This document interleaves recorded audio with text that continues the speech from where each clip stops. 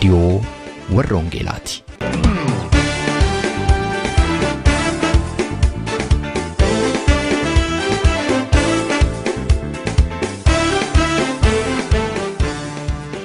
रेडियोन वर्रोंगेला torbanit si'a tokko galgala sa'aatii 12 hamma sa'aatii 12:00 dambalii gabaabaa kiilooheerzii 15,515 yookaanis meetir baandii 19 irratti kan isin qaqqabu tamsaasa wangeelaati.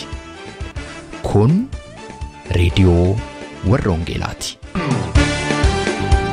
Harka fuunee attam jirtu jaallatamtootaaf kabajamtoota reediyoo warroongeelaa.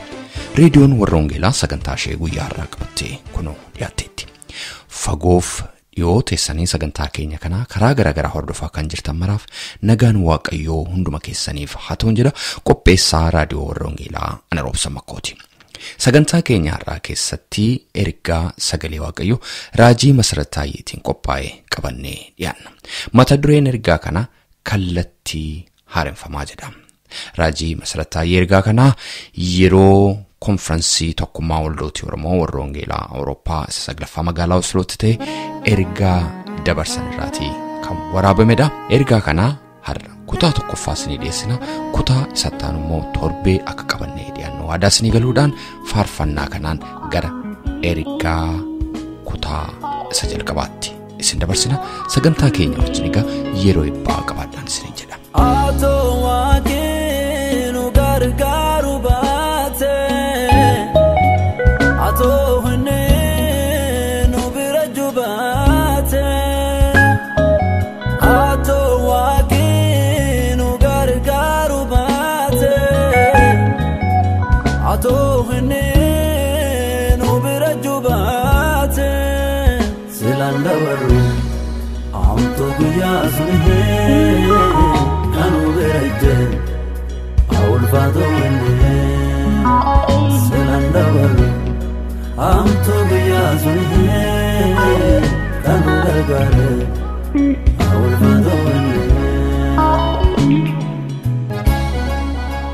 Waa'ee haaromfamaan dubbadhama.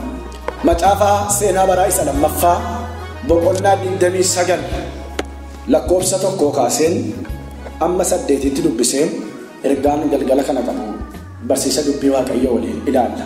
Hisqiyaas yommuu mootii ta'e nama waggaa 25 ture. Inni Yerusaalem keessa taa'ee waggaa 29 moo'e. Haati isaa Abiyaa jedhamti. Isheen ilma Zakkaariyaas turte. Hisqiyaas akkuma Daawit abaabilii isaatii waan ija waaqayyoo duratti qajeelaa ta'e hundumaa hojjete. Inni moo'ee waggaa tokkoffaa isaatti waggichatti ji'a saduraatti balbaloota mana qulqullummaa banee deebisee haaresse. Kana booddee immoo lubootaaf Lewwota waamsisee gara ba'a biiftuutti oobdii manichaa keessatti akka wal qabaman godhe.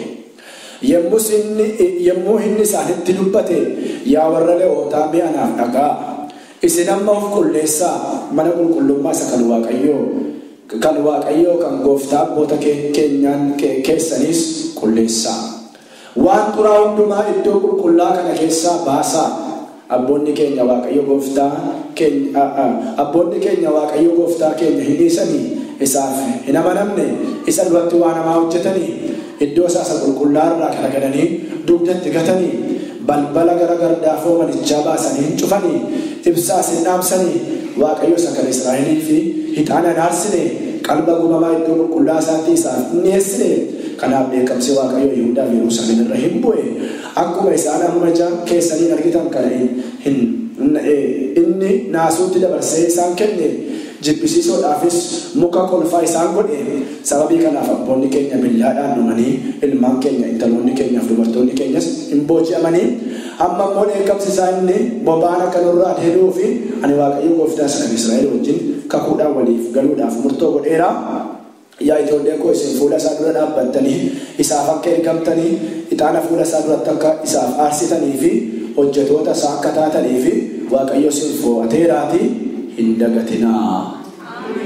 Waaqayyo isin fo'ateeraa maal hin ta'inaa? Hin dagatinaa. Kutaa kana keessatti akkuma nama isiniin jedhee kallattii haaromfamaa yetaaddisoo haqa waan jedhu walii wajjin ilaalla. Siluma hiikumti haaromfama jedhu kun maal jechuudha? Fakkeenyaaf as ilaalaa luukii kana fuudhee nammaa Akkasan godhadha. Attaman godhe. Nan caccabsoo kan immoo nan abbo caccaqini. Nan cabaa. Fama jechuun wanta kana bifa isaa jalqabaa gadhiise kana.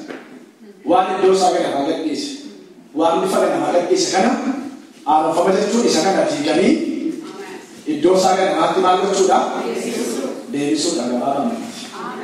Hojii ergamootaa boqonnaa 15 lakkoofsa 7 kaaftanii gaafa dubbiftanii akkana jedha. Ani kana booda jedha 17 kaasee dhiifama 15 kaasee akkasumas immoo Amoos 9:11 kaasee ani kana booda jedha godoo Daawit ishee tufte nan kaasa. Caccabaasaas walitti nan qaba. Nanaanessa akka isaa duriitti isin booddoottan deebisaa. Kan nagare. Maal godha? Akka isaa duriitti kan iddoon arragaa waaqayyo iddootti isin deebisa. Haaromfama jechuun isa akkasii. Haaromfama gaafa jennu diigamee kan ture, harca'ee kan ture, bifa isaaf gadhiise, waan iddoo gadhiise, waan kanarraa kaate, mul'ata ganamaa waan gadhiise, viiyuu ganamaa waan deeme sana fidanii aaressanii iddoo isaa ganamaa sanatti deebisuu jechuudha. Maqaan waaqayyoo ulfaatu.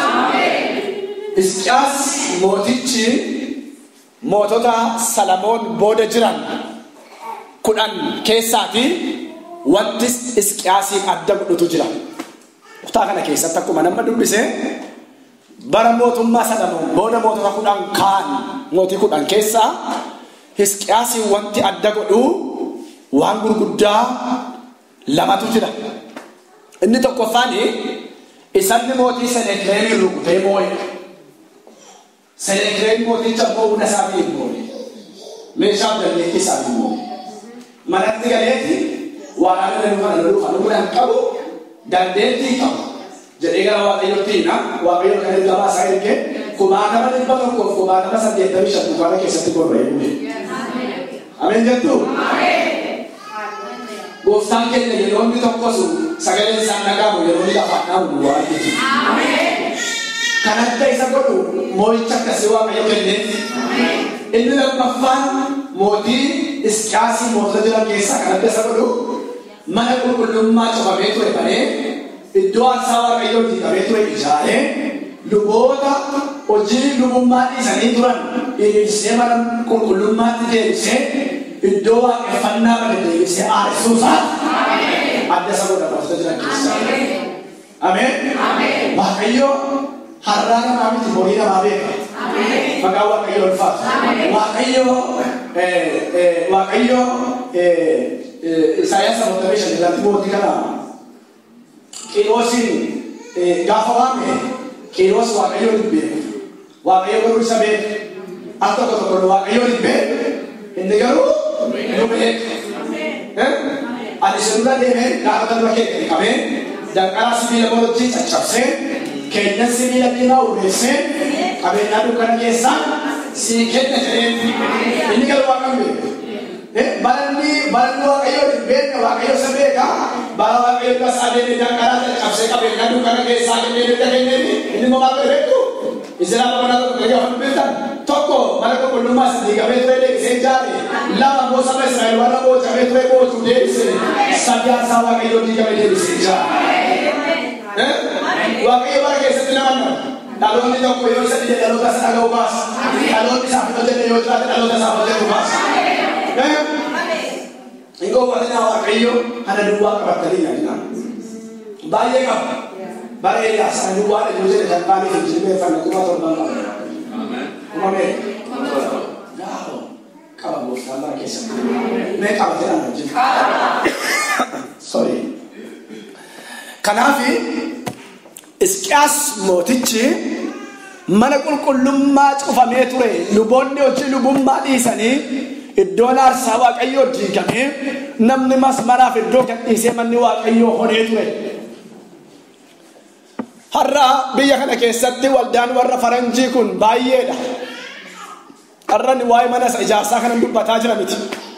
Manni qulqullummaa kakuu haaraa anaaf isini. Yesuus akkas jedhe namicha sanaan Wangoon boolla qabdi. Simbirroon mannee qabdi. Ilmi namaa garuu lafatti mataa dhokfatu qabuudha. Kana jechuun maal jechuudha? Yesuus mana isaatti garuu miti. Si keessaa wangoon boolla qabaa. Si keessaa simbira mana qabaan garuu si keessaa iddoo qabu jedhaa raamachaa. Sini galaayi. Si keessaa darbuun iddoo qaban si keessaa iddoon dhabeedha. Isheen baaffattummaa waa dubbatteetti.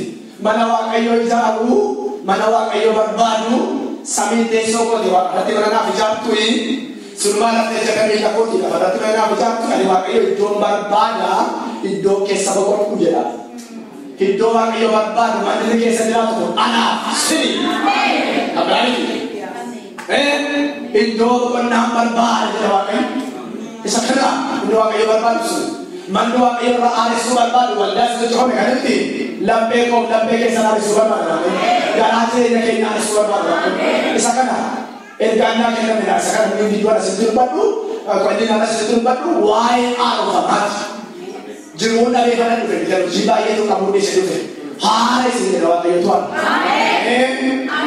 Nama isin bara jiru haara jedhanii. Akka baadii laaffee lamee bishaan keessaa itti fayyaan ta'ee akka tokko yoo mimmiidhee isinitti dhala itti fattanitti. Ameen jedha. Maqaan Waaqayyoo baay'ee ulfaata. Haaromfama gaafa jennu isa kanadha. Waaqayyo jireenya keessan kana haaressee dhimma itti ba'uu barbaada. Arrasi warri Itoophiyaa dhuftan warra hajii biyya kanaa taatanii lafa teessan aadaa isaanii mala isaanii fudhattanii. Isaan bara isaaniitti wangeela lallabanii. Bara dinnicha nyaatan dinnicha gara tokko nyaatan dinnicha gara tokko oomishanii biyya hedduu erganiitti lallabanii. Fidhanii isaan akka isaanii ta'an. Isin immoo isaanii hojii rafinaa. Amala isaanii dhaanina keessan isaan dhaalchisaa malee. Sini galaa'oo eksperiyaansi isa biyya lafaa lafa fudhadhaa. Kada fuudhaatti immoo wallaalu lasa fuudhaa ilaafi jedhaaf. Maleetti isaan wadaan reefan ta'ina haaromfama sin barbaachisa.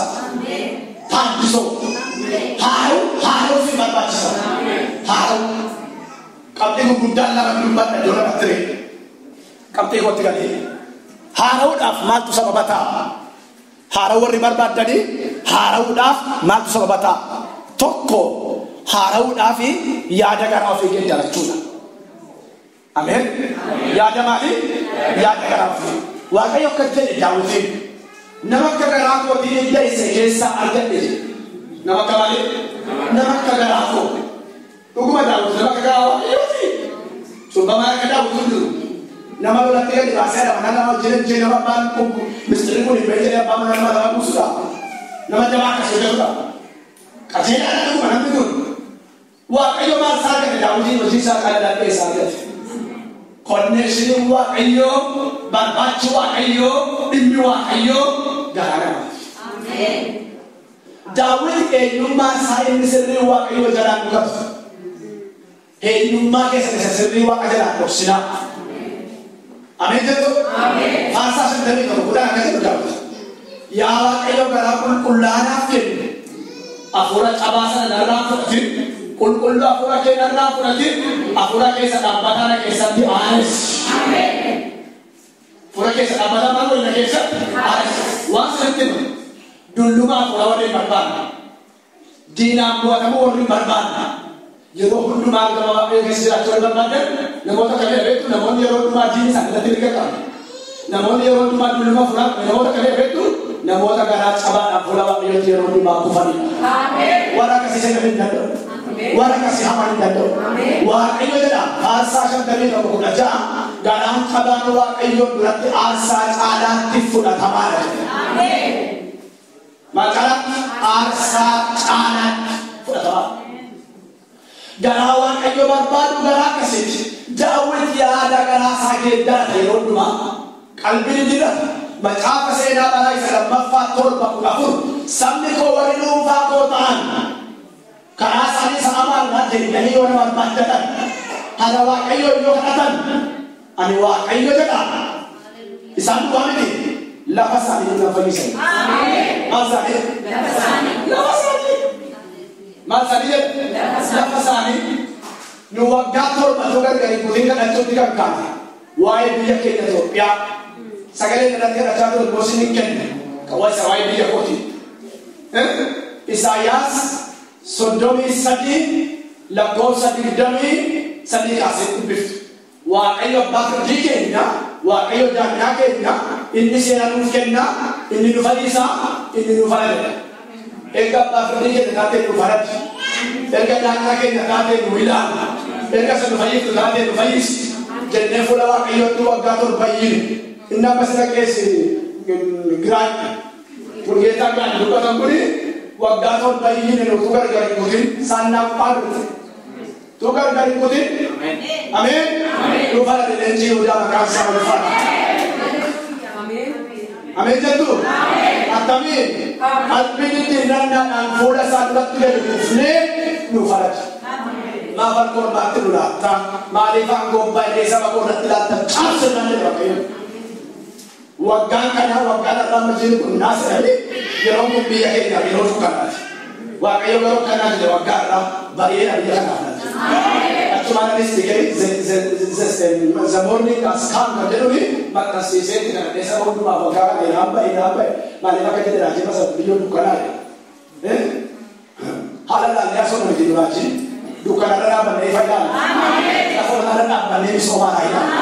Ujina pula atas. Sini kalau atas ujina pula.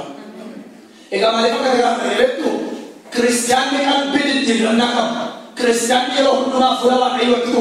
Kristian dia orang tu nak fura ayat tu jadi jadi sama mana dia malta dia mana melawan jin haraya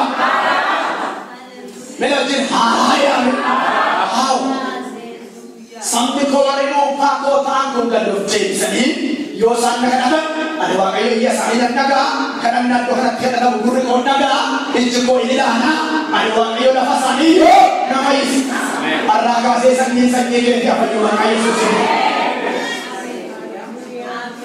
hari wantan ni boleh juru hari wantan ni boleh Daniel baru jadi dia moti baru kali moti campur dia nama susah itu mobil yang baru gudung lagi sekarang kalau ada tawane abju kau ikan kan nanti mesti ikan ini pun karena dulu yo nak apa kali waktu dipakai tu ini tadi nanti tu yo lu guma waka yo bejo lu guma guma kamu tadi ini gitu tadi mo isana kes nanti mati kasih nanti mana wala tu dulu kalau tu nanti dia nama kalau itu surat tu isu nanti pakai terus sendiri agak sih aku satu kali tu mana kan tu dia ada nanti mana wala tu Namni mana sambil atas ada mubaro semua pakai sabot jadi kapas jelas terus deh ini orang versi kamu itu satu ni jangan itu lah hawajib baik hajib bila dah tercetus betul ke dia baru kes jalan betul tak kisah mudah itu Daniel lah kalau bahasa ni kalau kita Daniel fikir jadi yang kalau tu ti mali unainan nama semua dicari kami na luian nak kita luian amin mana tiada lewat aku kufir dia lah, kalau kita sebab mereka haram apa tu? Maka apa? Haram. Wabra ni haram. Mereka ayat. Wah itu akan abjuna bicas, hingga sas. Sekali ini sampai dia juga. Amin. Tapi kalau ayat tidak ada, jadi ini kisah naga glory to glory. Final kalau tidak bukan kanda. Jadi ini haram ayat sini saja. Wah itu furhan aras neraka baru neraka se. Nama simbol itu neraka se dah. Jadi yang kalbin itu neraka apa tu jadi. Gafa kalbin itu ratani. Hinarof. Gafa kalbin itu ratani. Dina kesan rat mirgargat. Amin jatuh. Gafa kalbin itu ratani. Wah itu kan disini ya. Harau dah ini senjal kaban. Kalbi dirangan nama kenya berapa dia nam? Injuru. Sila busy sih kau busy afura busy. Ya Faraon manfas, Faraon busy kau dah sahaja sila kasih dua kifan dia. Nafas ini jalan jalan itu. Fikir dah turun dah. Hujat dah. Samuno jadi kami biro saya nanti kasih hujat dan barbada. Kuma sabiya lafati busy dah ada hujat afura busy dah. Kadang nafis busy dah.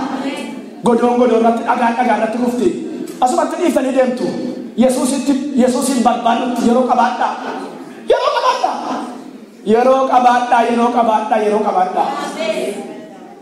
qabaadhaa sana sinitti himame yeroo qabaadhaa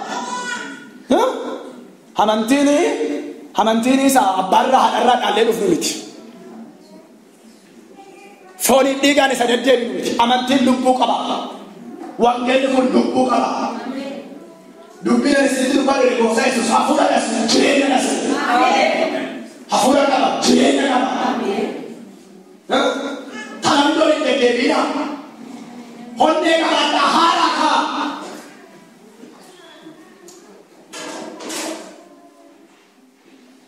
wala kungeessa nyaataaf dhugaatii hin ta'in mootummaa waaqayyoo kan nyaataaf dhugaatii miti kana fura qulqulluu kan nagaaf gammachuuti jedhamee kaafamee jira machaa furaa inni akkasii kun faarummaa fakkaata warri waaqayyo faara isaaniitti bari faaraa nama tuusira lama haaromfamaaf wanti sababa ta'u dhaabbatanii waaqayyoon eeguudha maal ta'uun jedhe dhaabbatanii waaqayyoon eeguu goganii waan keessatti keessatti dhaabbachuu miti ni jedhu hangama waaqayyoo keessatti pireezensii waaqayyoo keessatti qilleensa waaqayyoo keessatti yeroo hundumaa maal ta'u of eeguu amma nama tokko bilbiltu ishee biyya keessatti kompiitara waan ishee jettu beeku ishee biyya Itoophiyaa gaafa bilbiltanii የሰውዬ ስልክ ለጊዜ ጥሪ ያቀበል ትሸረጋ ሽልኩ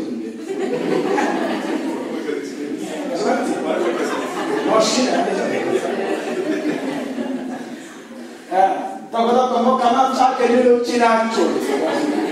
Namichi wanda kesa dina silase me kelbeti da gafa devinu ya sauliye nilo na gizete rai kabale. Kama fasauye mafchake nilo china usauliye.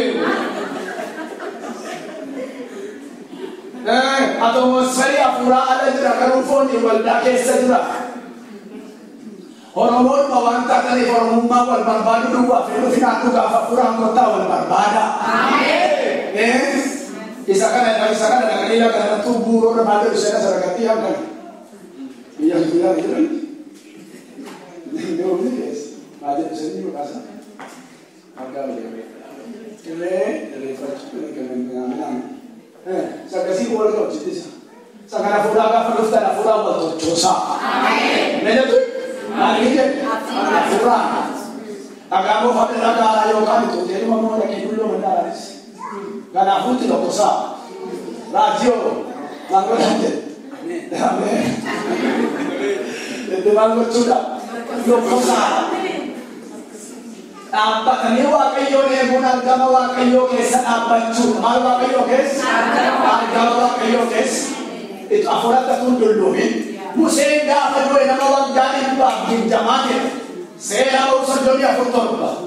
Kejesan dengan bom ni, nisar rakyat ni. Aku malah dunia, aku malah dunia ini, aku malah dunia objek. Bukan rakyat, hijau di rumah. Musim nama orang kaya bang di zaman kaya nama orang kaya di zaman. Aku dah mau foto malah musim ni ke, figur anda, figur anda. Toko jasa kesi lagi kesi. Toko mojo le ada kesi dulu mah. Kang kadang-kadang. Kang far ada tu bukan. Toko moja sajati lah. Amin. Kesi dulu mama. Mari dulu mari. Nama simbara tu, wah ayo mau fumah kan simbara akas sudah ni. Menjadi tu, sekali. Haleluya. Do mua berarti mua. Jika mana satu lagi orang kisah, musik jesaran di bawah neumeran dunia kemana dunia. Lalu agak apa pidana. So amazing, wakati baba ndio kasema tamatuke ya ungawala sisi wote. Ama tuwana ndio tunasikia sisi kada ama tulete wa tamba tulete mtunju. Jombo jombo. Sama dawi. Ame aurokawi.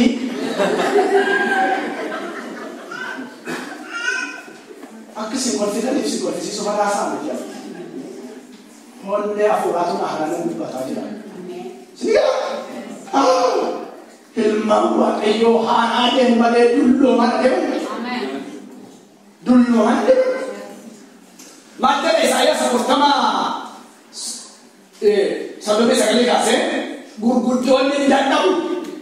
Jajjaboonni hin muluku. Dargaggoonni warri jira jiranii hin dadhabu. Abdii amantii warri isa eeggatan garuu hin haadhu. Akka joobiraa gochoodhaan ol ta'u hin fiigu dadhabanii adeemu hin mulukanii. Haleluuyaa.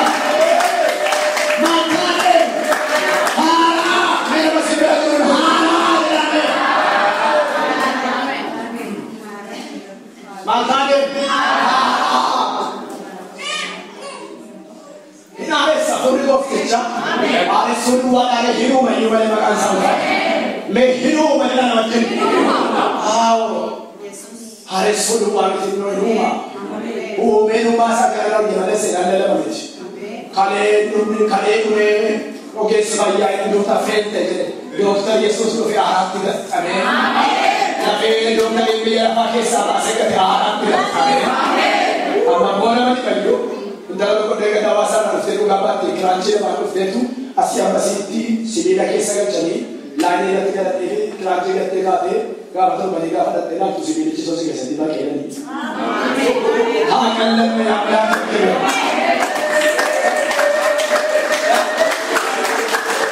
Dan tenang sih tu kami di silila ciso baju kesa ti bas awal. Yes. Kesa tiba tu lagi. Kesa tarawal.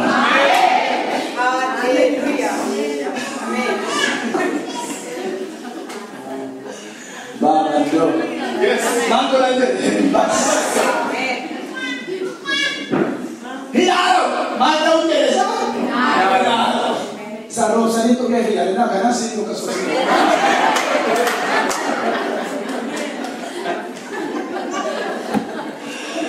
Jangan terlalu jangan terlalu biasa masih. Jangan terlalu hiaro dari itu, gak usah, gak usah, dari luar ini bagi objek kita, luar nama ini. Di tahu kufani itu di mana kesati anggaran toko pasang jadi kabar dari license balik sisa. Nah, Nairobi kita kan yang mau kamu kalau cari dari feedback dan aja nanti dari bawah itu udah tadi. Nah, operasi sih mulai dari kalau mulai ikut di mata aku berarti nama dari kau informasi kali olah anak kami. Kemudian saya nanti akan tahu tu di mana. Jadi aku pernah tak beda balik. Amat tinggal. Dan mereka tidak ada begitu. Kalau ugaba ni, jalan dan berkes. Kalau ugaba ni, nak lihat ni nana Nairobi 0.0 terkesa, Nairobi. Kalau ugaba.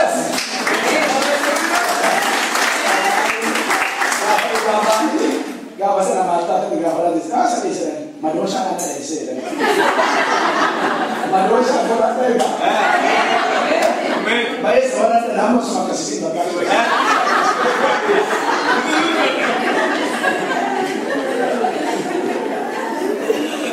Haleluya. Amin. Amin. Haleluya. Maka kayo sa. Amin. Dapat tadi warisa edan. Hina akamali. Wasi itu. Deka wa job na bale bare suba ko na ni bisi. Job ri ko biya ha kan ni jira yo ba ye wakka shantana maja kana. Garu kan ni tu bori sa ere patu kata tiga lek. Kata tiga lek. At ek ko sa sa ni yo ferra. Capse. Aku makina ga jiba tu. Jia Sharif kata ke saya dah koco sebab aina sebab ferah harcase hae jodra berada hebat edar hebat isabah ada hilala isabah ada figuranda isabah ada figuranda jodra kapko ijana make saseni faganda base lalu gara kuma dhibba lamaa taatedha saayinsiin. Kan ija Itoophiyaa keessaa garuu gara bileenaatti dhimmaafama. Kanarraa kan ka'e kiiloomeetirii 5 ol har'arree arguu danda'a. Waaqayyo gaafa koottan kusii makee bara. Gaafa aarof fagoo fageessitee ilaaluu dandeessi. Sini galaawo Iyyoobi 38 fakkaatee joobirri kattaatti galata. Ijji isaas immoo fagootti ilaalee argate. Eessatti? Fagootti ilaalee argate. Museen ilmaan gara Fara'oon jedhamee jiraachuu mannaatiin saba Waaqayyoo wajjin rakkina fudhachuu fo'ate sababni isaa biddiraatuun tokko ribiloo aariqoo sinaayyee. Maal gatii ta'e? Gatii isaa horii fageessee argee. Biddiraatiin kee dhaanni kee as Noorwee Awurooppaa miti. Gatiin kee horii fageessii ilaalee. Ameen. Mana Fara'oonitti ulfinaan jiraachuu manna. Saba Waaqayyoo wajjin rakkina fudhachuu. Salphina ulfinatti lakkaa'ata. Warri kan Waaqayyoo salphina isaanii ulfina. Warri kan Waaqayyoo ta'an immoo garaan isaanii waaqa isaaniiti salphinni isaanii ulfina isaanii dabalata. Hodaachuu, amnaaqachuu, hundaqachuu, kiraachuu. Warri kan Waaqayyoo garuu maqaa Kiristoosiin arrabsamuu rakkachuu maalitti lakkaa'u? Ulfina. Ilaala ture. Fageessee ilaala. Arraa kaasee jedha maqaa Waaqayyoo waaqa jiraataatti fageessee ilaala. Nama fageessee ilaali. Yoo gadi dhagaa jiru. Ni ameen. Ispiidiin Itoophiyaa baay'ee cimaadha. Maal jedha Saamu'eel isa lammaffaa 1:23. Saa'olii Yoonaataan bara jiraatan wal bira namu. Jabinaan leenca caalu fiigichaan joobira caalu. Maal caalu? Joobira caalu. Fiigichaan. Jabinaan yoo? Leenca. Leenca. Gurbaa ushoo sabaa tokko yoo kana lapheen dhiibee dhufee akkasuma fuuldura dhaabbata. Fayyaa dhagaa kennu nagaa. Nana sitti fuudheetu akka itti daanfatee haala kanatti nama dhooftaa jireenya warra nama tumu. Ameen. Ameen jedhaa. Warra baattuu ta'e warra namaa lafti namatti waggaa isa lafatti saamamuudha. Lafatti itti nama saamtu. Lafatti namni qalamu. Amma garuu mannaa Waaqayyoo ta'e. Amen. Sure. Hallelujah. Hinaaraa jibbirri fiigichaan ilaaluudhaan kuteebamuudhaan beekamaadha. Gaafa maal ta'u? Gaafa haara. Kanaaf dadhaboonni hinaaroo akka Joobbiraa ta'u. Hin fiigu dadhaban hin adeemu dhukan. Dadhaban isaan kiristiyaanonni bara kamu haaraa. Amen. Ulfinni itti dabalaa, suuraan itti dabalaa. Atoo waaqni gargaaru baate, atoo inni nu bira jubaate, atoo waaqni gargaaru baate. Jaallatamtootaaf kabajamtoota dhaggeeffattoota keenya akkuman jalqaba irratti beeksise kutaa lammaffaan ergaa kana torbee isinii dhiyaata.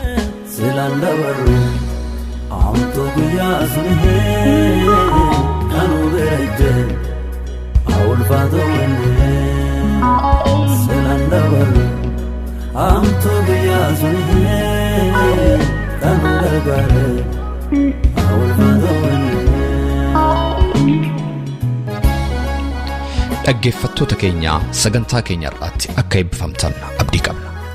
Waa'ee sagantaa keenya gaaffii yookaan siyaada yoo qabaattaniif karaa teessoo xalayaa keenya rwleensvine13 Oslo Norway jedhaatiin nu barreessaa yookaanis karaa iimeeyila keenya raadiyoowarrawangeelaa@gmail.com jechuudhaan nu qunnamaa. Torbee sagantaa biraatiin hamma walitti deebinutti nagaa Waaqayyootiin